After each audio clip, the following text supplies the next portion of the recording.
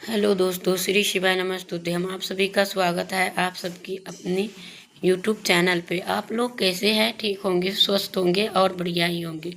दोस्तों, वीडियो को बिल्कुल लास्ट तक देखिए। वीडियो अच्छी लगी तो वीडियो को लाइक करिए, चैनल को सब्सक्राइब करिए और लास्ट तक बने रहिए। जो मेरी न्यू भाई बहन हमसे जुड़े हुए हैं उनसे रिक्वेस्ट है कि वीडियो को लाइक करिए, चैनल को सब्सक्राइब करिए ताकि इनका नोटिफिकेशन सबसे पहले आप तक के पहुँचे। तो चलिए आज जानते हैं सबसे महत्वपूर्ण जानकारी। वो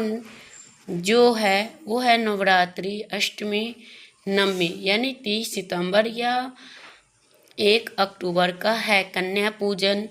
उपाय, दान, क्या करना चाहिए क्या नहीं करना चाहिए, कन्या को क्या खिलाए क्या नहीं खिलाए। तो चलिए आप लोगों से बातें करते हैं। और ये कहीं से आप लोग अगर आधे अधूरे देखते हैं तो उसमें जो है आप समझ नहीं पाएंगे और वीडियो को स्किप करने का कोई फ़ायदा ही नहीं। जब आपको कोई उपाय या कोई तरह की कन्या पूजन के बारे में पता ही ना हो तो आपके ज़रूर से करना चाहिए और वीडियो को बिल्कुल लास्ट तक देखना है। तो आप लोग वीडियो में बनी रहिए। वीडियो अच्छी लगी तो लाइक करिए, चैनल को सब्सक्राइब करिए और अंत तक बने रहिए। ये है दोस्तों, तो आप लोग लास्ट तक के बने रहिए और देखते रहिए। तो माता रानी के सभी प्यारे भक्तों, आप सभी को जो है महाअष्टमी और महानवमी को जो है शुभकामनाएं का यानी बहुत सारे बधाई। और आप लोगों को पूरे परिवार पे माता रानी की कृपा बनी रहे। और आज आपको जानेंगे कि से सर्दी नवरात्रि के जो है महाअष्टमी महानवमी का व्रत कब किया जाएगा, कब यानी करने का है अष्टमी और कब करने का है नवमी। तो हमें ये चीज़ का ध्यान करना चाहिए। साथ में जानेंगे कन्या पूजन कब करना श्रेष्ठ माना जाएगा, कन्या पूजन का नियम क्या है, कन्याओं को क्या खिलाना चाहिए, जो आदि शक्ति जगत जननी जगदम्बा का दुर्गा का असीम कृपा प्राप्त हो सके। इसके अलावा दोस्तों, आपको नवरात्रि किस दिन समाप्त हो रही है, किस दिन विसर्जन हो रही है, तो जैसे संपूर्ण जानकारी आज के वीडियो के माध्यम से हम बताएंगे। तो आप लोग को से निवेदन है कि कमेंट बॉक्स में जय माता दी जरूर लिखिएगा, तो जिससे माता जी यानी आप पर विशेष कृपा बनाए रखें। भक्तों, शास्त्रों में कहा गया है कि बिना कन्या पूजन के कन्या यानी नवरात्रि का व्रत अधूरा माना जाता। भागवत पुराण यानी वेद पुराण में भी स्पष्ट लिखा है कि माता रानी के स्वयं कहा था कि मेरे 9 रूप का पूजा जो करते हैं उनकी छोटी छोटी कन्याओं के रूप में ही लाना चाहिए। जैसे कि 1 साल का नहीं, 2 साल 2.5 साल के बच्चे से लेके 10 साल 9 साल तक के ही खिलाना चाहिए।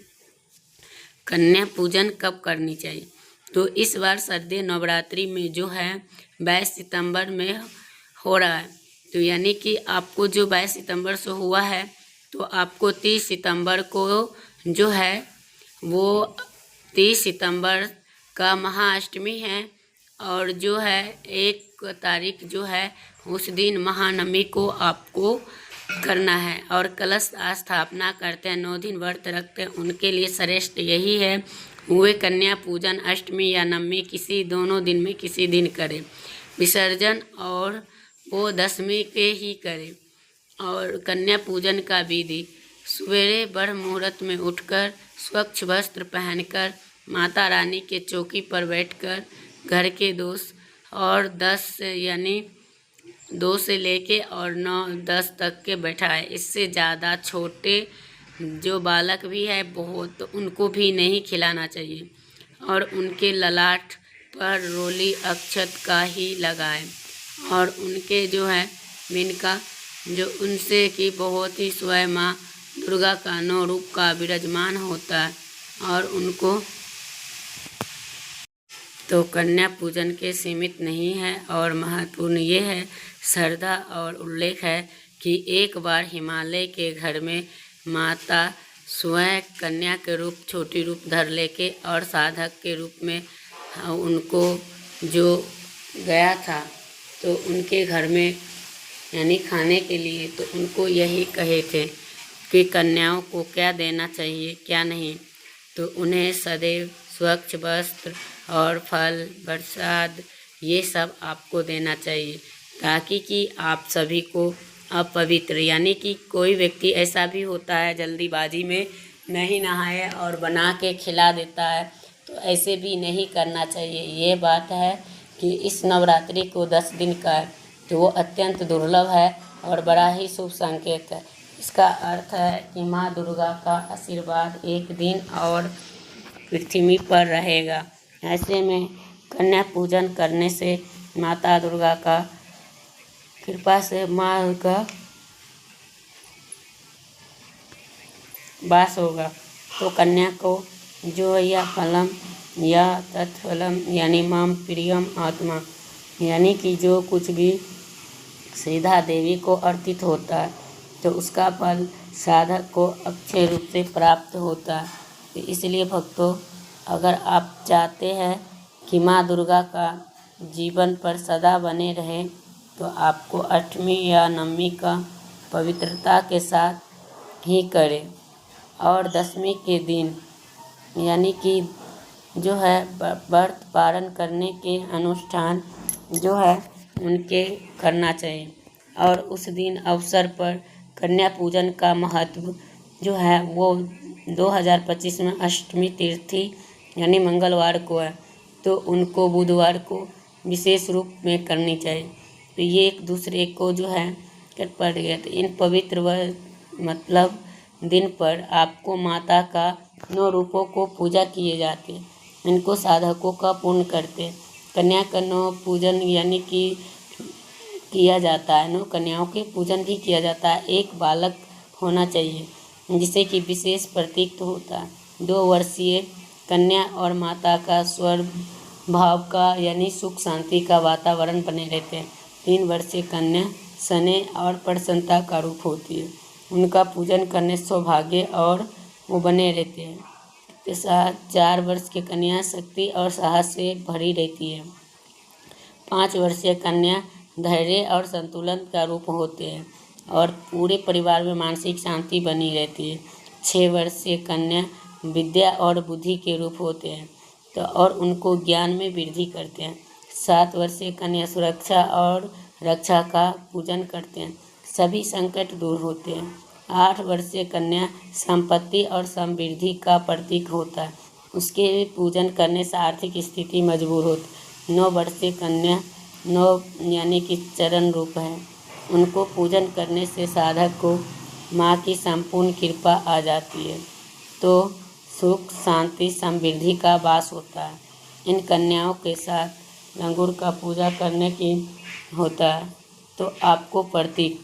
तो आपको सुरक्षा का कन्या पूजन का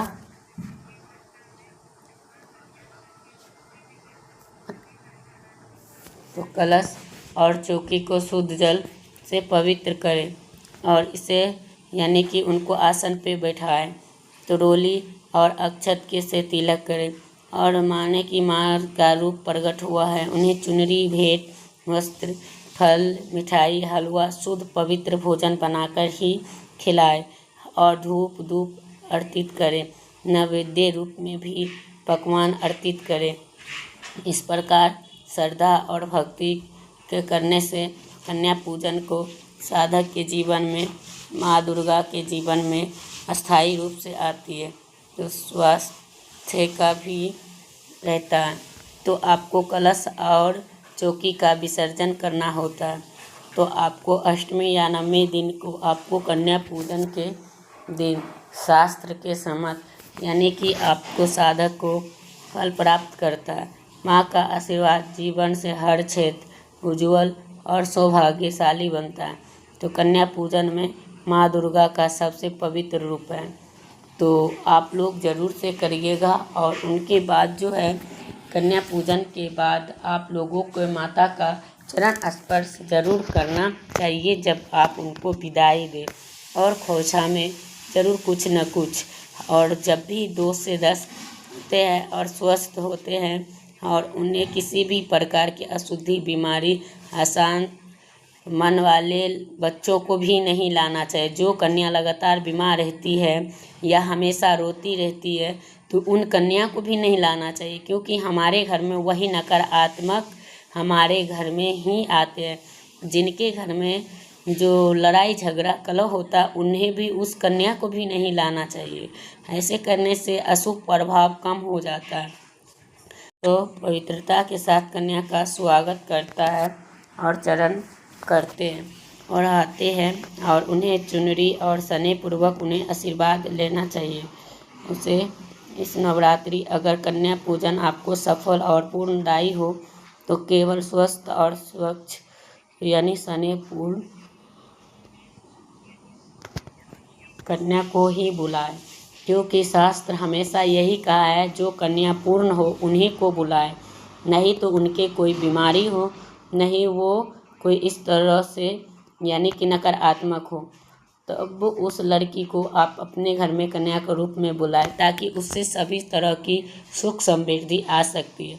जो कन्या रूप स्वयं माँ दुर्गा अपने घर में पधारती है, सबसे पहले उनको चरणों को धोना चाहिए। तांबे या पीतल के लोटे में स्वच्छ जल भरकर थाली में रखा जाता है और एक एक कन्या के चरणों को धोकर आसन पे बैठाया जाए। चरण धोते समय यह भाव रखना चाहिए, स्वयं माँ देवी का चरण पखारा। जब आसन पर बैठ जाए सबसे पहले उनकी आरती की जाती है, दीपक जला करके, कपूर प्रज्वलित करके, और आरती उतारनी चाहिए। और उसके साथ जय अम्बे गौरी या सर्व मंगल मांगल्य के स्रोत गाना श्रेष्ठ माना जाता है। उसके बाद आपको तिलक की विधि होती है। रोली हल्दी कुमकुम से कन्याओं को ललाट पर जो शुभ तिलक लगाए जाते, चावल अक्षत लगाए भी जाते हैं। यह तिलक जो है ये प्रतीक है कि साधक अपने माता का मंगल और स्थिरता का आमंत्रित करता है। उनके चरणों में पुष्प चढ़ाए जाते हैं। पुष्प अर्पण करते समय यह मंत्र बोला जा सकता है, सर्व सिद्ध असर शक्ति, यानी कि इन लिए आपको इन चीज़ों को जरूर से सुनना चाहिए और उसको यहाँ जोड़कर बोलना है कि हे माता देवी, आप धन संपत्ति देने वाली, दुख हरने वाली, आप हमारे घर को कल्याण करो। और चुनरी चूड़ी बिंदी काजल 16 श्रृंगार का भी वस्तु भेंट करना चाहिए। यह भेंट दिखावा नहीं है, यह भेंट देवी का कृपा का प्रतीक है। अगर वस्त्र भेंट किया जाता है तो उससे बहुत ही पर्याप्त माना जाता है। कन्याओं को चरण वंदना की जाती है, तो आप दोनों हाथ जोड़कर कन्याओं को हाथ यानी चरण स्पर्श करो और स्वयं माता दुर्गा का चरण के ये शास्त्र के अनुसार जो है आशीर्वाद के रूप में देवी के हस्त छुपा होता है। पूजन के इस भाग में तो आपको स्वरूप मानकर की जाती है, तो माता दुर्गा साधक के रूप में सुख और ऐश्वर्य का शांति का प्रतीक होता है, तो आपको करना चाहिए। तो इस पूजन के जो है शुद्ध और पालन करने से ही भक्तों की